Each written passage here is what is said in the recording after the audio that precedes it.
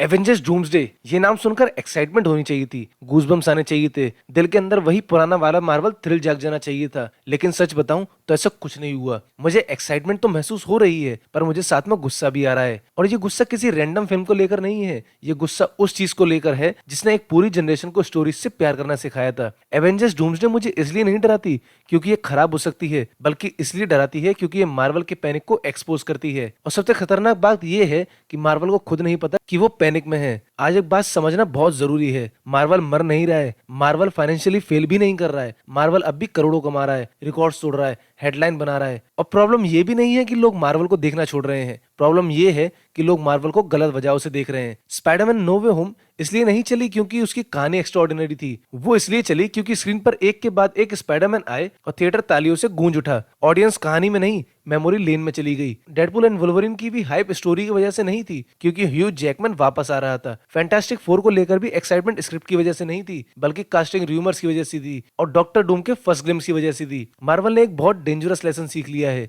Cameo cell करो, familiar faces cell करो, और उससे भी बात ना बने तो नॉस्टैल्जिया को सेल करो। और जब एक स्टूडियो ये सीख लेता है तो स्टोरी टेलिंग धीरे धीरे ऑप्शनल बन जाती है। पहले मार्वल इमोशनल डेवलपमेंट करता था, कैरेक्टर्स इवॉल्व होते थे। टोनी स्टार्क एक एरोगेंट सेल्फिश हथियार बेचने वाला जो अपने ईगो में जीता था, फिर उसने रिस्पॉन्सिबिलिटी समझी, वो हीरो बना, लीडर बना और अंत में अपने आप को सेक्रीफाइस कर दिया। ये ग्रोथ अचानक नहीं हुई थी, ये एक डिकेड की जर्नी थी। आज मार्वल क्या करता है, स्क्रीन पर कोई पुराना चेहरा डालो और ऑडियंस खुद ही अपने पुराने इमोशंस पे प्रोजेक्ट कर लेगी। मार्वल को मेहनत करने की जरूरत नहीं, ऑडियंस खुद ही खाली जगह भर देगी। ये स्टोरी टेलिंग नहीं है, ये इमोशनल शॉर्टकट है, ये इमोशनल ब्लैकमेल है। टोनी स्टार्क की डेथ मार्वल के सबसे सही, सबसे बोल्ड और सबसे जरूरी डिसीजन था। वो डेथ पेनफुल थी लेकिन मीनिंगफुल भी थी, और वो फाइनल थी और उसी वजह से पावरफुल भी थी। एवेंजर्स एंड गेम इसलिए काम करी क्योंकि वो डरी नहीं, वो कहती है कि ये अंत है। लेकिन अब मार्वल क्या कर रहा है, मल्टीवर्स है ना ब्रो, वेरिएंट तो है ना ब्रो, कॉन्ट्रैक्ट रिन्यू हो गया ना ब्रो, बस 10 साल की इमोशनल जर्नी को लूप होल में डिसॉल्व कर दो। जब मौत रिवर्सेबल हो जाती है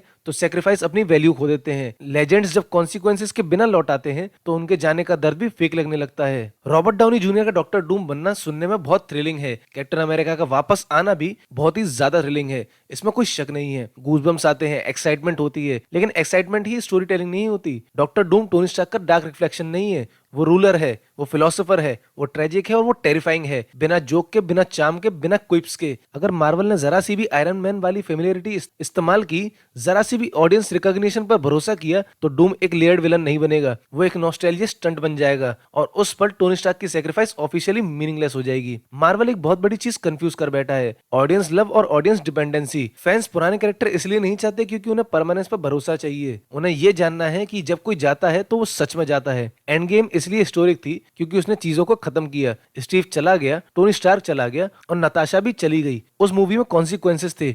आज मार्वल ऑडियंस से बार बार यही पूछता है, याद है कैसा फील हुआ था? लेकिन मार्वल को असलियत में ये पूछना चाहिए कि अब क्या फील करना चाहते हो, क्योंकि पुराने इमोशंस को रिसाइकल करना विजन नहीं होता। मल्टीवर्स खुद में कोई प्रॉब्लम नहीं था, मल्टीवर्स मार्वल का सबसे बोल्ड, सबसे एक्सपेरिमेंटल फेज बन सकता था। लेकिन अब मल्टीवर्स एक सेफ्टी नेट बन चुका है। स्टोरी नहीं चली तो वेरिएंट को ले आओ, कंटिन्यूटी नहीं टूटी तो एक और यूनिवर्स खड़ा कर देंगे, क्रिटिसिज्म आ गया तो कैमियो को टीज कर दो। ये एम्बिशन नहीं है, ये क्रिएटिव लेजीनेस है। ग्रेट फिक्शनल यूनिवर्स अपने डिसीजन के साथ खड़े रहते हैं, वो हर गलती से भागने का रास्ता नहीं ढूंढते। इसलिए एवेंजर्स डूम से मुझे सच में डरा रही है, इसलिए नहीं कि वो फ्लॉप हो सकती है, इसमें तो कोई चांस ही नहीं है, बल्कि इसलिए कि वो हिट हो सकती है बिना सोल के। और इसके हिट होते ही मार्वल ही ऑफिशियली एक्सेप्ट कर लेगा कि ऑडियंस को स्टोरी नहीं चाहिए, सिर्फ रिकॉग्निशन चाहिए। और उस दिन मार्वल का डिक्लाइन सच में शुरू हो जाएगा, उस दिन मार्वल का बिट्रेयल भी कंप्लीट हो जाएगा। ये बिट्रेयल उन लोगों के साथ होगा जो इसके साथ बड़े हुए थे, जो थिएटर में बैठकर रोए थे, जिन्होंने कैरेक्टर्स को सिर्फ सुपर हीरोज नहीं बल्कि फैमिली की तरह देखा। मार्वल ने एक जनरेशन को सिखाया था कि स्टोरी से प्यार कैसे किया जाता है, और ये कितना दुखद होगा अगर वही मार्वल हमें ये सिखाए उससे कैसे दूर चला जाए। ये रेंट मेरी कोई हेट से नहीं आया है,